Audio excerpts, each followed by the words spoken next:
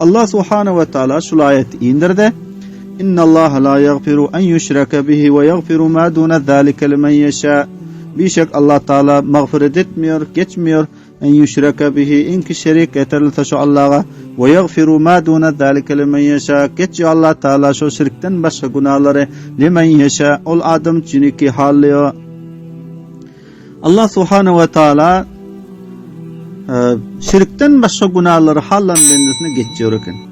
Bir adam Huday Taala'nın zat-ı sıfatına şerik getirirse ol geçilmiyor ekan.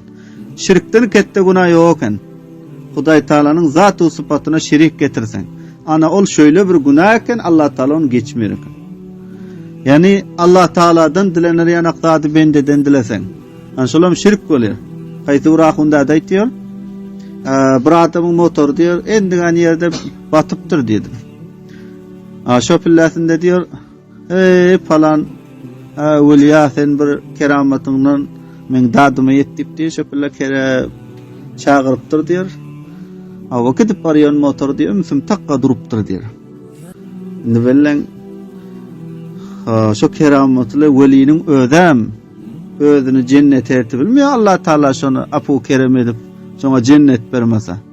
Şocaatına müşkül kişa fakat Allah'ın özü ol.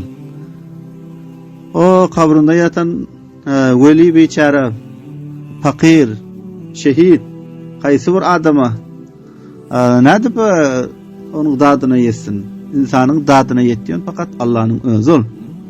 Allah subhanahu ve taala'nı çağırsan dakikada senin dadına yetiyor. Yani Allah Taala'nın zatına, sıfatına şerik getirmek şöyle bir günah iken, ol hiç geçilmiyor iken. Ama şirkten başka günahlar geçiliyor iken Allah Taala diyor: "İnna Allah la yaghfiru en yushraka bihi ve yaghfiru ma duna zalika limen yasha." Bişek Allah Taala mağfiret etmiyor, geçmiyor en yushraka bihi. Şol Hudaýyň özüne şerik getirilse, ve yaghfiru ma duna zalika limen yasha. Geçiyor Allah Taala ma duna zalika şu şirkten başka günahlar limen yasha ol adam çünki halliyor ve men yushrik billahi faqad zalla zalalan ba'ida. Bir adam şerik getirse Allah Taalaga faqad zalla zalalan ba'ida ve tahqiq gumrah oldu. Şöyle gumrah olmaklığı ki uzak. Yani onun necatı yetişmekligi mümkün değil. Yed'una min dunihi illa inathan çağıran yok. Şol müşrikler bir Allah'ını koyup illa inathan meger butlar çağırıyorlar. Yani qiyillar çağırıyorlar. Yani butlara bir yerde inas deyip at verdi. Şul cehetinden yani müşrikler ona butlarına qiyilların adını koyuyor ekan. Lat deyip, Uzza deyip, Menat deyip. Ya olmasa müşrikler butlarına ayalların şekillik zinet veriyor ekanlar. Şunani ki o ayalların şekillik kala giydirip zivarat takıp ona ayalların şekillik zinet veriyor ekanlar. Ya olmasa müşrikini Mekke aytıyorlar, ferişteler Allah Taala'nın qiyilleri diyorlar. Şocaatinden şol butlarını qiyillerin suratında dedi qurşuyorlar. Ya aytdılar ki olar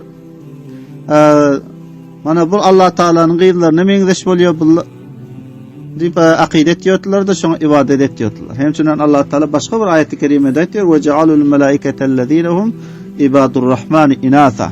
Aylandırdılar ferişteler ki Allah Taala'nın bendeleri bolýar, onu qiyz urqaça aylandırdılar diyor.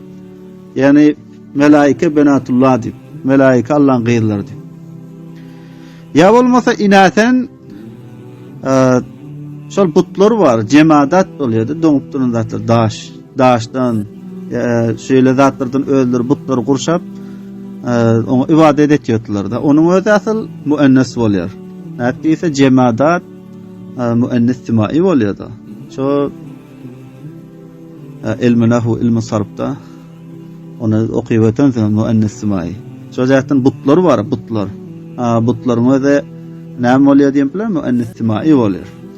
Näçe cemaat bolýardy. Cemaatlar emas muannas istimai bolýar. Meselem asman, yer, dağlar, daşlar.